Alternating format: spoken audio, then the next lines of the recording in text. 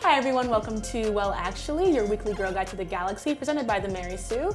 I'm your host, Princess Weekes. And I am her sidekick, Rachel Leishman. And today we're going to be talking about all the things that pissed us off during the week, and starting with everyone being pissed about Tifa's boobs being redone in Final Fantasy VII because a bunch of guys are saying that they are missing out on big titty representation. And it's just like, well, actually, you don't care about representation of women's bodies in these games. You just want to see jiggly boobs, which, you know, is a mood. But it was so jarring that these guys were like, she used to be this curvy woman with thick thighs, and now she's a B cup. And it's like, have you seen boobs? I take offense to that. It was just so jarring. And this one guy wrote a post talking about, what am I going to do for my future big titty daughter that she doesn't have Tifa to look at? And it's just like, as someone who was once a big titty girl, a tiny big titty girl, I can tell you that what your future potential daughter will not want is an older man commenting on the size of her tits. That's the truth about that. The other thing that really frustrated me this week was people kind of having a lot of issues with the backlash about some people whitewashing Nessa in the new Pokemon Sword and Seal game. The character is this beautiful, dark-skinned, water gym trainer. And people are like, well, it's fan art, and it shouldn't have to look any particular way. And it's like, well, actually, the reality is that colorism is a real thing, and that darker-skinned women, whether they be Black, East Asian, Southeast Asian, across the world, are told that they are not as pretty, they are not as valuable, they're not as feminine if they are dark-skinned. So when people are telling you that in good faith, telling you that to educate you if you didn't know the issue, your reaction shouldn't be, well, it's fan art, who cares? Mm-hmm. You should be, okay, I understand. I'm gonna actually figure out how to do a darker complexion with lighting and make that work. Like, it's a challenge to you to be a better artist, not saying you can't enjoy fan art. What about you, Rachel? So for the last 2 years since Spider-Man Homecoming has come out, Zendaya has been fielding lots of Twitter mentions where guys and toxic fans are saying that she can't be MJ because her hair isn't red. Well, actually, she can be MJ because, first of all, that's her character's nickname because her character isn't called Mary Jane Watson. And she dyed her hair red for the press of Spider-Man Far From Home and looks more like Mary Jane Watson than any other actress who's ever played the character on screen. And it is delightful watching her just kind of troll everyone and dress like Mary Jane from the comics and just kind of be like, hey, I am MJ, sorry. And it's, I love it.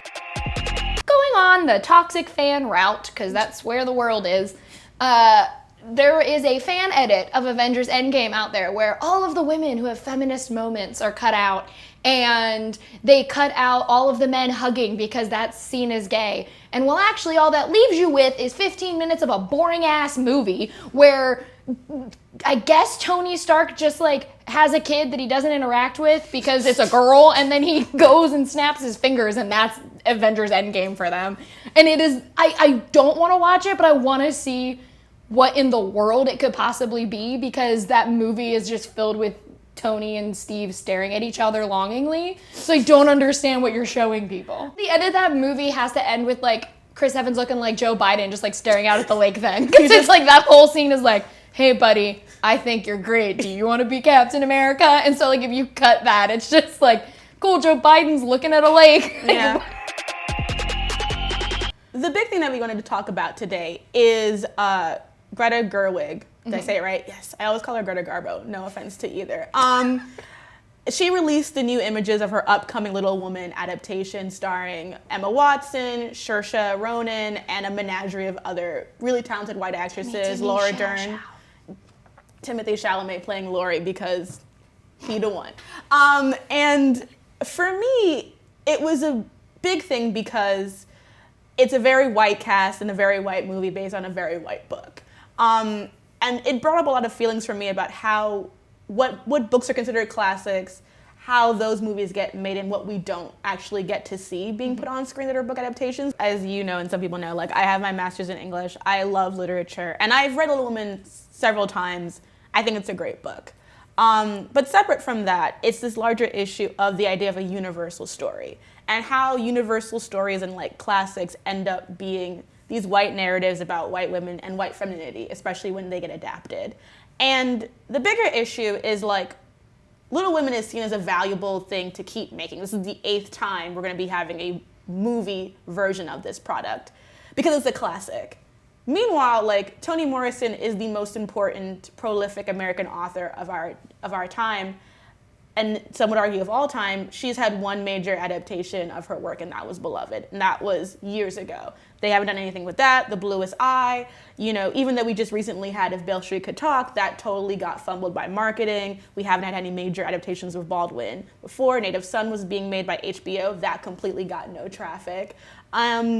You know, The Joy Luck Club is besides, you know, Crazy Rich Asians, is the last major, you know, Asian piece of literature I've seen translated into a work. You know, we don't really have books of indigenous writers, Black writers, Asian writers being called classics instead of, like, in that kind of sense, and then being made into movies. And so when we do keep getting these same stories about white women coming of age, I think that if directors, especially female directors, want to raise the bar and want to be lauded for changing the game when it comes to filmmaking, we should ask them to make movies that are truly universal. Why are you only making movies about femininity through whiteness? And I think it's fair to ask, if you can't do it through the casting, are you gonna do it through who you hire to write, who you hire to be in production? And when I see an all-white cast of Little Women in 2019, I see that as a step backwards. But we don't wanna be entirely negative. So we wanna talk about some things that actually made us really happy this week. Yeah. You have Monsieur Peter Parker. I brought my little Peter Parker because Spider-Man, here he is. Spider-Man Far From Home is coming out, and I'm going next week, and I'm so excited. I get to see little Peter Parker, and he flies around, and the reviews came out, and they're really good, and they say it's a good Spider-Man movie and a good follow-up to Endgame, which I don't really even care. It could just be its own Spider-Man movie and have nothing to do with the MCU, and I'd be fine. I just like Spider-Man a lot, and he looks at me work every day, and I love him. I'm very happy for you and for him. And for me, so as some of you guys know who've read my work on the Mary Sue, I really love romance novels. And one of my favorite romance authors is Jasmine Gilroy. She has been putting out so many amazing books. And this one coming out in July is called The Wedding Party. It is so cute. And it's just like, I just love seeing Black people in love and seeing them be happy. And if you've never picked up any of her books, this one's coming out in July. But you could start with The Wedding Date or The Proposal. Both of them are great. They're quick reads. And I think romance is probably one of the most fun and engaging genres out right now. And so this is sparking mucho joy for me. And I'm so glad that we are able to get such amazing content at the Mary Sue. And now, it's time to pour one out.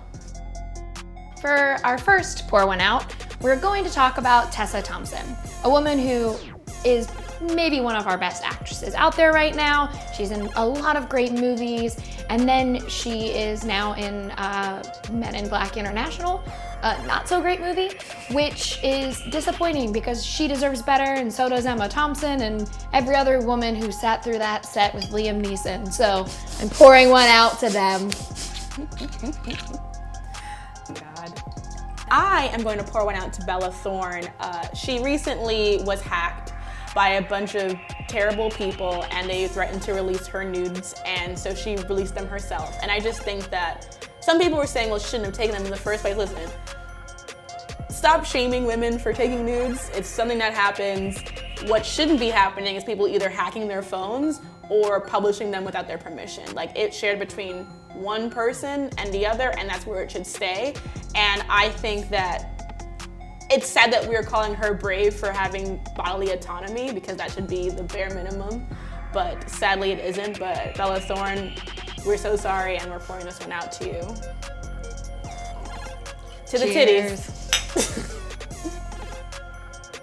Thank you guys so much for joining us today for Well Actually. We will be back next time to talk about more things that pissed us off during the week. In the meantime, if you want to hear any more of our thoughts about this week's ills, you can look at our information at themarysue.com. Thank you so much, and have a lovely, lovely day.